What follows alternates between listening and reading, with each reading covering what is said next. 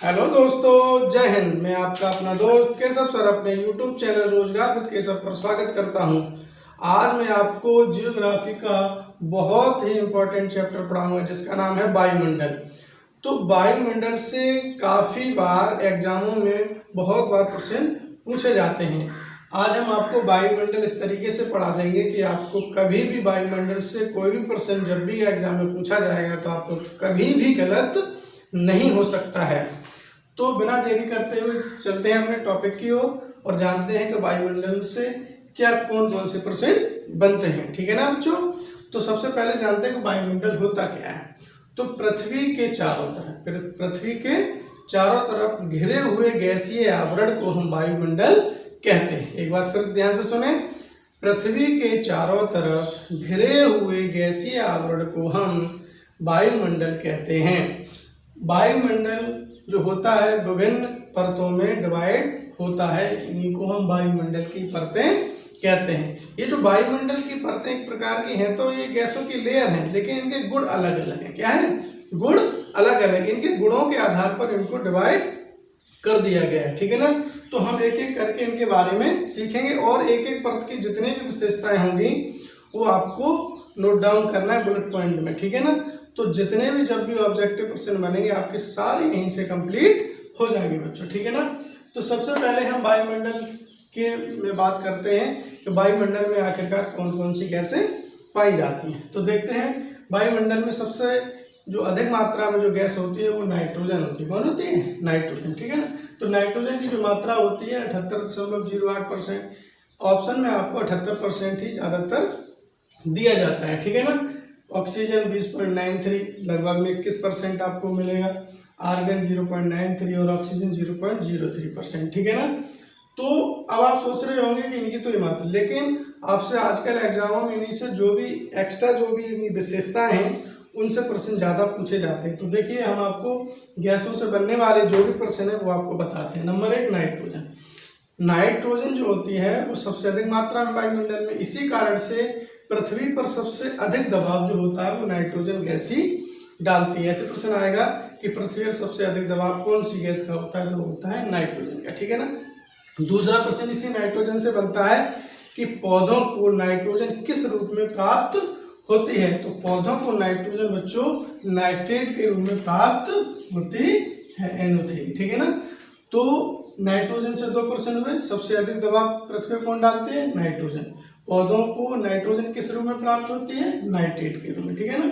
अब बात करते हैं ऑक्सीजन की। तो ऑक्सीजन से जो भी ज्यादा प्रश्न नहीं आते हैं, इनका जो भी एक परसेंटेज पूछ लिया जाता है कभी कभी, और जो भी है उपयोगी जो गैस है श्वसन के लिए वो आपकी ऑक्सीजन है। ठीक है। आर्गन से एक प्रश्न बनता है कि वायुमंडल में वह कौन सी गैस है जो अक्रिय है। कैसी है? अक्रिय। तो आर्गन बच्चों एक अक्रिय गैस है। कैसी है? ये आपकी एक अक्रिय गैस है। ठीक है। जिसकी मात्रा 0.93। कार्बन डाइऑक्साइड वायुमंडल में इसकी जो विशेषता है वो ये सबसे कम मात्रा में वायुमंडल में CO2 गैस उपस्थित होती है और ये बच्चों सबसे भारी गैस है। कौन सी है? भारी गैस है। अगर आप कहा जाए कि वायुमंडल में सबसे भारी गैस कौन सी है तो CO2। इसे भारी होने के कारण ये यानी वायुमंडल में सबसे निचली परत जो होती है क्षोभमंडल या पृथ्वी की सतह पर ये गैस आपको मिलती है। ठीक है ना। और इस विशेषता इसकी है कि ये सूर्य की रोशनी को ये अवशोषित करने में सबसे ज्यादा कारगर साबित होती है। इसी गैस के कारण यानी ग्लोबल वार्मिंग की घटना घट रही है। ये सूर्य से जो भी है ऊष्मा को ज्यादा अवशोषित करती है, इसीलिए पृथ्वी पर यानी कि ग्लोबल वार्मिंग की घटना बढ़ती जा रही है। ये पृथ्वी के लिए या अपने प्रकृति के लिए बहुत ही हानिकारक गैस मानी जाती है। अब हम बात करते हैं बिना देरी करते हुए वायुमंडल की जो भी परतें हैं उनके बारे में। ठीक है ना। तो वायुमंडल को जो है वो 5 परतों में बांटा गया है। इनकी अलग अलग विशेषताएं हैं। प्रत्येक परत की अपनी अपनी एक विशेषता होगी, उसी के आधार पर इनको डिवाइड किया गया है। ठीक है ना। तो सबसे पहले हम बात करते हैं वायुमंडल। तो वायुमंडल जो होता है वो आखिरकार किसका पार्ट है? तो आप समझ रहे होंगे या जानते होंगे जो हमारा ब्रह्मांड है वो 3 चीजों से मिलकर के बना है। ठीक है ना। ये आपका जो ब्रह्मांड है वो जैसे मान लीजिए जलमंडल। ठीक है ना। एक को मान लीजिए वायुमंडल और एक होता है आपका स्थल मंडल। कौन होता है बच्चों? स्थल मंडल, ठीक है ना। यहाँ पर आप समझने वाली बात है, जो ये देखो ये कॉमन वाला जो पार्ट आपको नजर आ रहा है, ये कॉमन थे, इसी को कहते हैं जैवमंडल। क्या कहते हैं? जैवमंडल, ठीक है ना। जैवमंडल का मतलब होता है कि जहाँ ये तीनों चीजें विद्यमान होती हैं वहीं पर जीवन संभव है। जैसे आपने पृथ्वी पर तीनों चीजें, वायुमंडल भी, स्थल भी है और जल भी है, इसी कारण से अपनी पृथ्वी पर जीवन संभव है, और जहाँ जीवन संभव है उसको कहते हैं जैवमंडल, ठीक है ना। अब हम बात करते हैं वायुमंडल की, वायुमंडल की परतों की, ठीक है ना। तो एक एक परत का यानी कि जो भी विशेषता होगी या उनसे जो भी प्रश्न बनते होंगे उनके बारे में, ठीक है ना। तो सबसे पहले बात करते हैं क्षोभमंडल की, ठीक है ना। तो इनका जो भी क्रम है, क्षोभमंडल, समतापमंडल, मध्यमंडल, आयनमंडल और बाह्यमंडल, 5 परतें होती हैं। इनके जो इंग्लिश भी है, कभी कभी बच्चों ऑप्शन में हिंदी ना दे करके इंग्लिश दी जाती है। तो इंग्लिश में ट्रोपोस्फियर, स्ट्रेटोस्फियर, मेसोस्फियर, ट्रमोस्फियर और एक्सोस्फियर जो होते हैं, इनके इंग्लिश में नाम है। इनको इंग्लिश में भी आप याद करके रखें और हिंदी में, ठीक है ना। तो एक एक परत में जो भी प्रश्न बनते होंगे, जो भी इनकी विशेषता है, वो आप यानी कि बुलेट पॉइंट में नोट कर सकते हैं, ठीक है ना। तो क्षोभमंडल, तो पृथ्वी की सबसे निचली परत है ये, क्या है?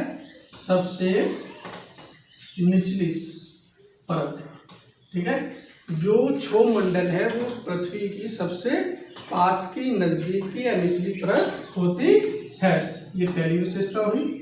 दूसरी इसमें आता है कि मौसम संबंधी घटनाएं, मौसम संबंधी घटनाएं जो होती हैं वो इसी मंडल में घटती हैं, ठीक है ना। तो ये सबसे ज्यादा प्रश्न पूछा जाता है कि मौसम संबंधी घटनाएं किस मंडल में घटती हैं, तो वो क्षोभमंडल में घटती हैं बच्चों, ठीक है ना। अगला प्रश्न आता है कि भारी गैसें कहाँ पाई जाती हैं, किस मंडल में पाई जाती हैं, तो वो क्षोभमंडल में ही पाई जाती हैं, ठीक है ना। अब यहीं से आता है कि ये जो क्षोभमंडल होता है गर्मी के दिनों में यानी कि इसकी ऊंचाई बढ़ जाती है और सर्दी के दिनों में इनकी ऊंचाई घट जाती है, ठीक है ना। तो ये देखो मैंने बुलेट पॉइंट में यहाँ पर लिख दिया, आप नोट डाउन कर सकते हैं, इसका स्क्रीनशॉट ले लेना आप बाद में, ठीक है ना। अगला टॉपिक इसमें आ जाएगा कि जो बहुत महत्वपूर्ण होता है, आता भी है कि 165 मीटर की ऊंचाई बढ़ने पर 1 डिग्री सेल्सियस तापमान इसका घट जाता है। अगर हम किलोमीटर में बात करें तो 1 किलोमीटर ऊपर जाने पर 6.4 डिग्री सेल्सियस तापमान घटता जाता है। अब हम बात करते हैं कि यहाँ पर प्रश्न पूछा जाता है कि जो क्षोभमंडल की जो ऊंचाई होती है ध्रुवीय क्षेत्रों में लगभग कितनी होती है। तो ध्रुवीय क्षेत्रों में क्षोभमंडल की जो ऊंचाई होती है वो 8 किलोमीटर होती है। विषुवत रेखा पर विषुवत क्षेत्रों में ये इसकी ऊंचाई 18 किलोमीटर हो जाती है, और जो इसकी औसत ऊंचाई है, औसत ऊंचाई लगभग में 12 से 13 किलोमीटर होती है, ये औसत ऊंचाई है, ठीक है ना। तो लगभग में क्षोभमंडल से इतने महत्वपूर्ण प्रश्न आपके बनते हैं। अगर इनको आप एक बार अच्छे से नोट करके और एक बार रिवीजन करेंगे तो आपको कभी भी वायुमंडल से अगर जितने भी प्रश्न बनते होंगे कभी भी कोई गलत नहीं होगा, ठीक है ना। अब हम बात करते हैं बच्चों बिना देरी करते हुए अगले टॉपिक की, तो वो है आपकी सप्ताहमंडल, ठीक है ना।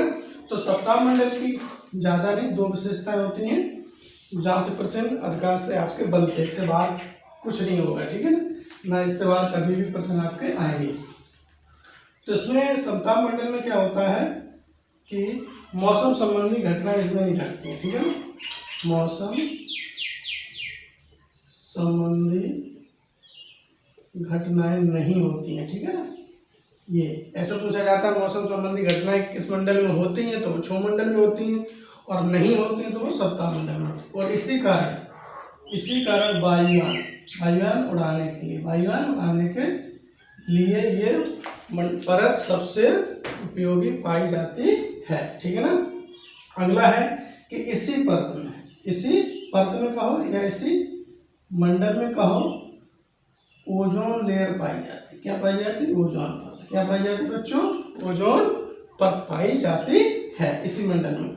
और अगर इसकी ऊंचाई की बात करें तो जो ओजोन लेयर है वो लगभग में 15 से 35 किलोमीटर के बीच ये आपकी उपस्थित होती है, ओजोन परत, ठीक है। अगर आपसे यहीं से बहुत बार प्रश्न पूछा जाता है कि ओजोन परत किस मंडल में पाई जाती है, तो वो पाई जाती है आपकी समताप मंडल में, ठीक है ना। ओजोन परत को क्षरण कौन कर रहा है? एक CFC आपकी गैस होती है, क्लोरोफ्लोरोकार्बन, ये ओजोन परत को क्षरण कर रही है, होल हो रहा है। जैसे मान लो कोई कहता है कि ओजोन परत में अब होल हो रहा है, तो होल का मतलब होता है उसका क्षरण हो रहा है, उसमें छिद्र हो रहा है, जिसके कारण सूर्य से आने वाली पराबैंगनी किरणें पृथ्वी पर आती है, तो बहुत ज़्यादा इससे बीमारी फैल सकती है, ठीक है ना। तो ओजोन परत हमारे जीवन में या पृथ्वी पर जो भी है रहने वाले जो भी हैं उनकी बहुत ही ज़्यादा सुरक्षा करती है। और इसको जो क्षरण पहुंचा रहा है वो कौन है? क्लोरोफ्लोरोकार्बन है, ठीक है ना। तो समताप मंडल से लगभग में इतने ही % पूछे जाते हैं। अगर ज़्यादा है तो ओजोन परत कब मनाया जाता है?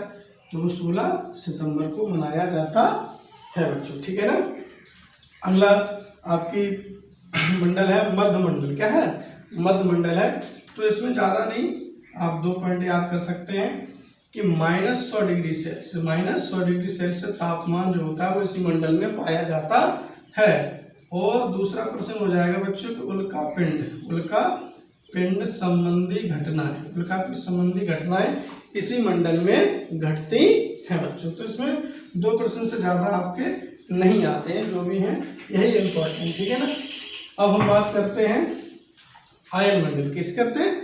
आयन मंडल की। तो आयन मंडल में भी कुछ विशेषताएं, इसमें आयनिक गुण पाए जाते हैं। क्या पाए जाते हैं बच्चों? आयनिक गुण पाए जाते हैं। और इसी कारण से इसमें रेडियो तरंगे या संचार संबंधी, ठीक है ना, संचार संबंधी जितने भी यानी कि सैटेलाइट या जो भी कार्यक्रम होता है वो इसी मंडल में स्थापित किए जाते हैं बच्चों, ठीक है ना। तो आयन मंडल से आपके 2 ही प्रश्न बन सकते हैं कि ऐसा कौन मंडल जिनमें आयनिक गुण पाए जाते हैं, तो वो आयन मंडल है।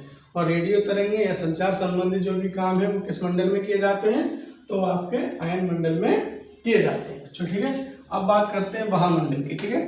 तो बहामंडल जो होता है, इससे कह सकते हैं कि इसमें इसकी जो विशेषता है बच्चों, इसमें होता है इसमें सबसे हल्की गैसें पाई जाती है, ठीक है। ये प्रश्न हो सकता है। अब ये सबसे ऊपरी परत है, तो सबसे हल्की चीजें कहाँ जाती हैं? ऊपर। तो सबसे हल्की गैसें इसी मंडल में, सबसे भारी गैसें क्षोभ मंडल में पाई जाती है। अगर आपसे यही पूछ ले कि हीलियम हुआ या मान लीजिए हाइड्रोजन हुआ, किस मंडल में है? तो वो इसी मंडल में पाई जाती है, ठीक है। पूछ लिया जाता है हीलियम किस मंडल में पाई जाती है, हाइड्रोजन किस मंडल की गैस है, तो वो बहामंडल की है, ठीक है ना, हीलियम और हाइड्रोजन। एक प्रश्न इसमें बनता है, बहुत इंपॉर्टेंट है कि उपग्रह, क्या उपग्रह जिनको सैटेलाइट कहते हैं, उपग्रह इसी मंडल में छोड़े जाते हैं, ठीक है ना। तो बहामंडल में आपके इतने ही इंपॉर्टेंट क्वेश्चन बनते हैं कि इसमें सबसे हल्की गैसें पाई जाती हैं, जैसे हीलियम, हाइड्रोजन आदि। और बहामंडल में जो होते हैं वो उपग्रह इसी मंडल में छोड़े जाते हैं। आयन मंडल में इसमें आयनिक गुण पाए जाते हैं और इसमें रेडियो तरंगे या संचार संबंधी जो भी कार्यक्रम होते हैं या प्रोसेस होती है वो की जाती है।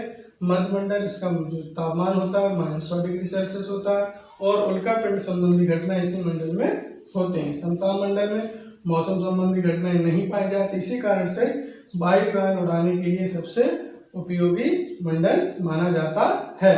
और इसी मंडल में ओजोन लेयर भी पाई जाती है। इसकी जो लगभग ऊंचाई 35 से यानी 15 से 35 किलोमीटर के बीच होती है।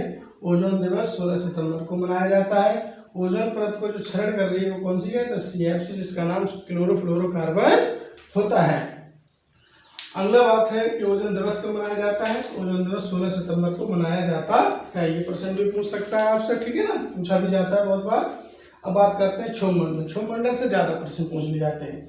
तो ये पृथ्वी की सबसे निचली परत है और इसमें मौसम संबंधी घटनाएं इसी मंडल में पाई जाती है, जैसे सर्दी, बरसात, आपकी तूफान, चक्रवात जो भी है सब इसी में पाए जाते हैं। और ये इसी मंडल में सबसे भारी गैसें पाई जाती हैं। और इसकी क्षोभ मंडल की विशेषता क्या है कि गर्मी के दिनों में इसकी ऊंचाई बढ़ जाती है और सर्दी के दिनों में इसकी ऊंचाई घट जाती है, ठीक है ना। और इसमें एक विशेषता है कि इसकी जो ऊंचाई है वो ध्रुवीय क्षेत्रों में 8 किलोमीटर है, विषुवत क्षेत्र में आपके 18 किलोमीटर है, ठीक है ना।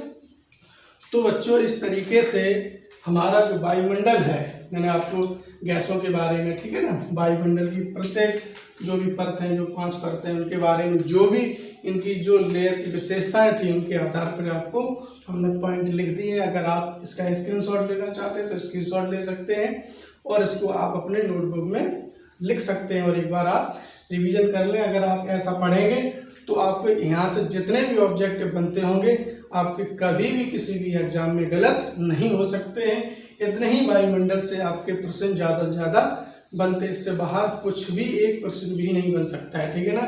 तो आगे हम वीडियो जो बनाएंगे, जैसे आपका वायुमंडल हो गया है, अब जैसे जलमंडल है, स्थलमंडल है, जैवमंडल, ठीक है ना, एक एक आपके मंडल के ऊपर एक एक वीडियो हम बना देंगे। यहाँ से जो भी प्रश्न बनते होंगे आपके सब प्रश्न एकदम क्लियर हो जाएंगे, ठीक है ना। तो आज यदि आपको वीडियो अच्छा लगा हो तो आप अपने वीडियो को शेयर करें, लाइक करें, सब्सक्राइब करें। आज के लिए बस इतना ही। जय हिंद।